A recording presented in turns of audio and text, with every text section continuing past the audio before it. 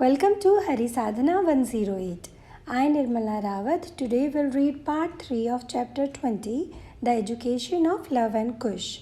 In last part, we saw that Sita Mata was narrating the story of great sage Anusuya and Rishi Vaishishth to Luv and Kush. River Mandakini promised sage Anusuya that she will come to earth if sage Anusuya can replicate the beauty of celestial realm on earth. Story continues.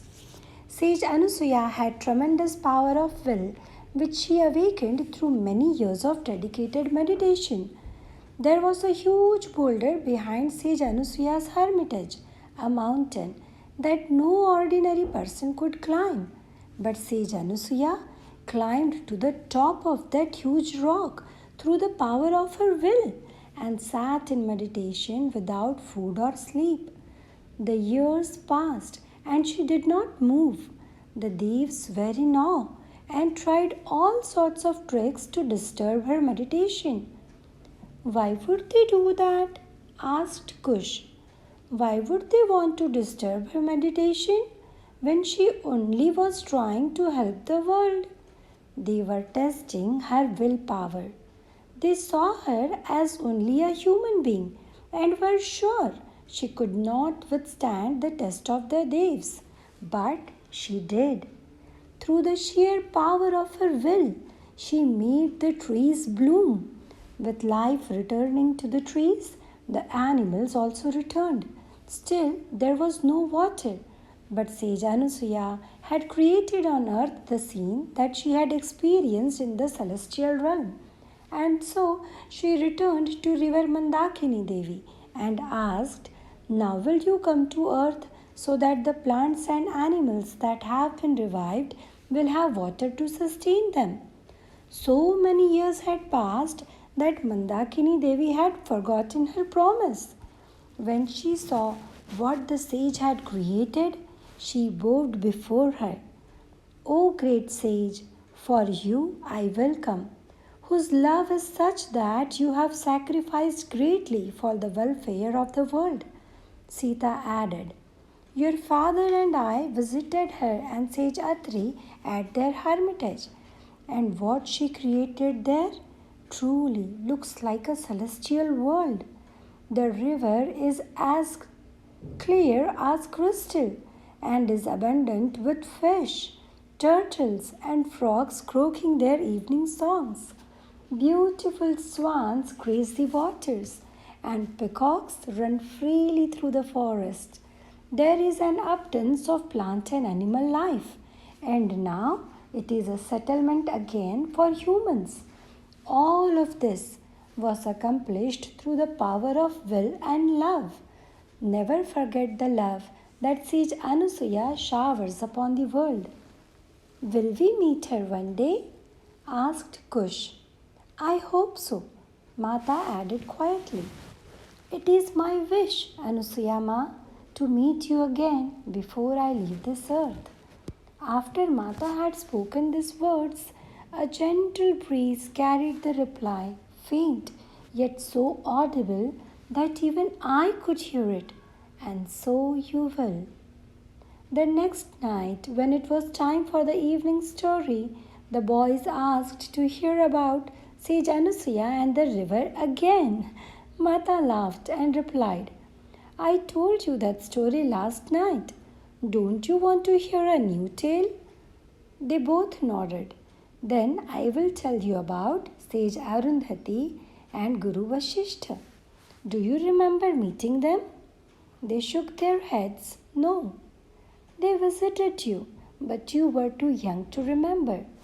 Sage Arundhati and Rishi Vaishishth, both were very wise and powerful rishis, were married.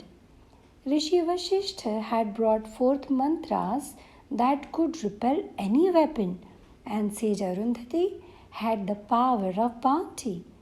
She could feed any number of people. One day, a Maharaja named Kaushik heard about their powers and came unannounced to visit them with his vast army. Sage Arundhati fed them all. When the army was ready to leave, the Maharaja asked for her secret. How could she produce so much food with no notice, no time to prepare? Sage Arundhati was very modest and replied it was all due to the blessings of Bhagwan.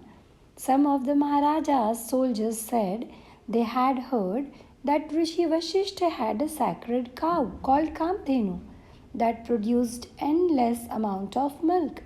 They assumed this cow was the secret to their plenitude and so asked the sage to gift the king that cow. Rishi Vaishishth apologized and said that Kamdhenu was very attached to his wife and would only produce for her. The cow would be of no use to them. This refusal made the Maharaja very angry.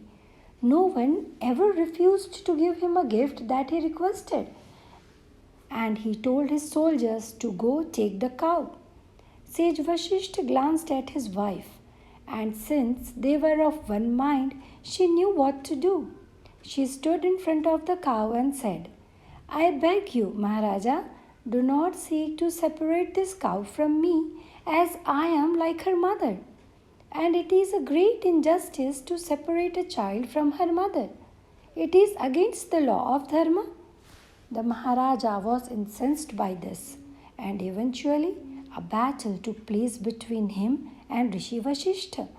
When the Maharaja saw that the sage could repel all of his powerful weapons through the use of mantras, he became even angrier.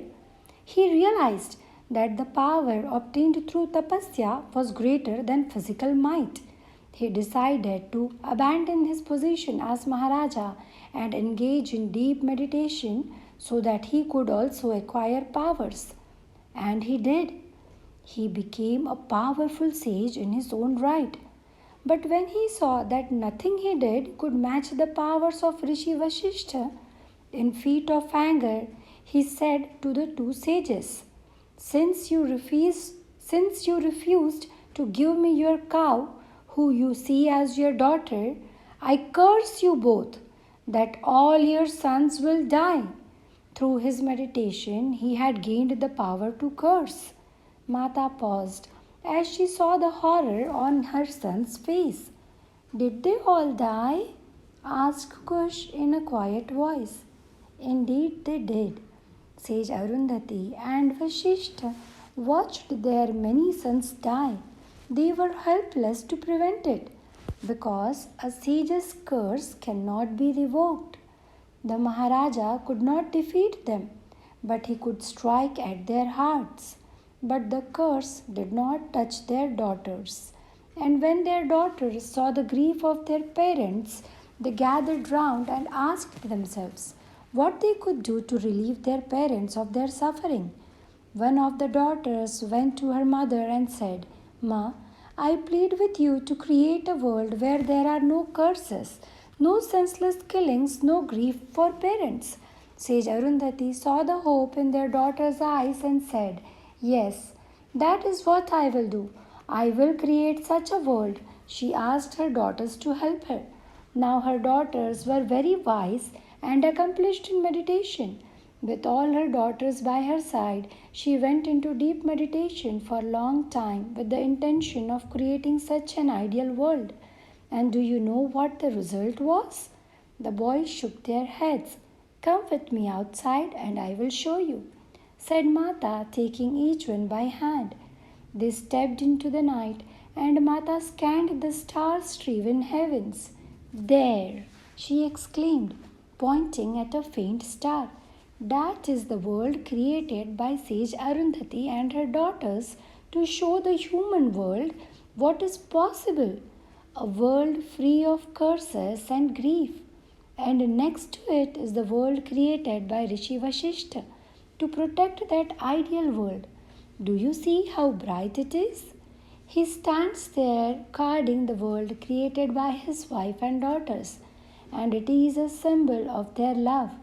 Those two stars remain close to one another, reminding us humans of how we need to guard and protect, support and nurture one another. The creation of this world brought hope and light back into their life. Sage Arundhati's daughter now governed that world, and is a beautiful one. Would you like me to take you there? She asked with a smile. No, no, exclaimed Kush, clinging to her. I want to stay here. Have you really gone there, Ma? Asked Love. Indeed, I have. It is a beautiful world. I wanted to pay tribute to Sage Arundhati's daughter who healed their parents of so much grief. Jai Shri Ram. Wasn't it a beautiful story? Did you knew the story before? Let me know your views in the comment section. I'll be waiting to read them. Jai Shri Ram.